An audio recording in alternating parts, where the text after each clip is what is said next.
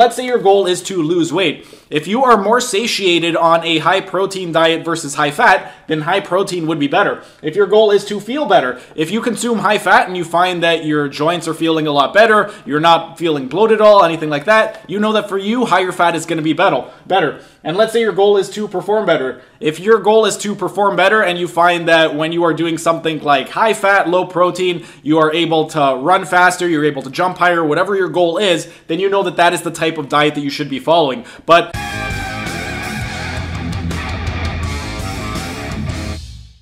hey everyone, thanks for tuning in and welcome back to another Carnivore Q&A. Steven here with Team Euphoric, and today we're going to be talking about macro splits. This is a question that comes up quite often, and I just got it again today. Someone was asking if, because they're on the carnivore diet, do they need to follow 80% fat, 20% protein? And the simple answer is no.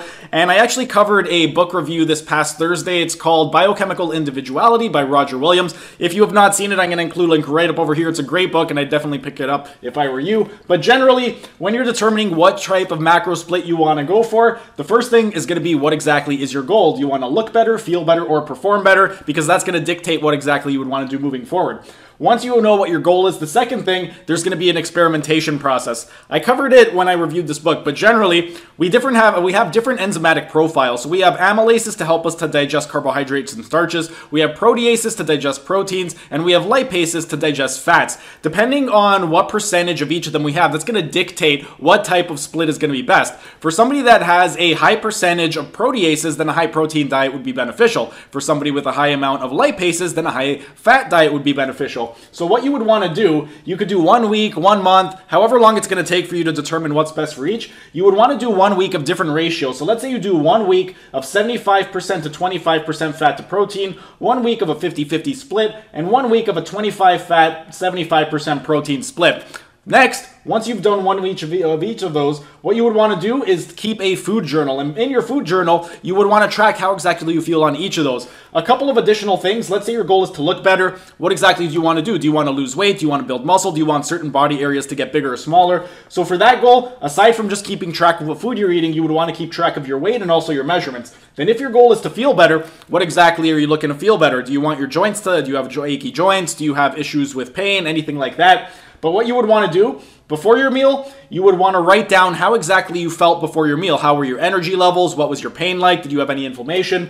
Then immediately after your meal, what exactly did you feel? Same thing. You would write down any type of symptoms that you had. Did you feel satiated after the meal? Were you still hungry? And then 2 hours after the meal, how did you feel? Once you have all of that information, another thing that you could do if you are looking to perform better is you could have a performance log with your food log. And in your performance log, you would want to keep track of whatever performance metrics you are trying to increase. So whether you want to increase your endurance, speed, strength, power, flexibility, agility, coordination, balance, keep track of each of those and see which one of those splits is going to allow you to achieve optimal performance. But once you have an idea of the different splits and what exactly you're feeling better with, then you know what exactly you should be doing. So let's say your goal is to lose weight. If you are more satiated on a high protein diet versus high fat, then high protein would be better. If your goal is to feel better, if you consume high fat and you find that your joints are feeling a lot better, you're not feeling bloated at all, anything like that, you know that for you, higher fat is going to be better. And let's say your goal is to perform better. If your goal is to perform better and you find that when you are doing something like high fat, low protein, you are able to run faster, you're able to jump higher, whatever your goal is, then you know that that is the type of diet that you should be following.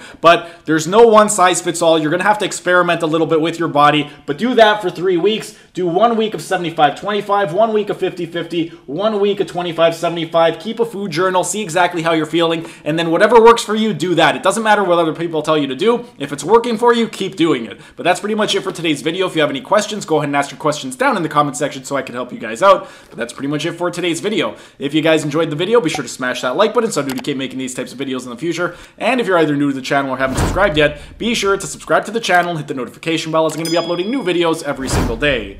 That's it for today's video. Thanks for tuning in, and I will see you again tomorrow.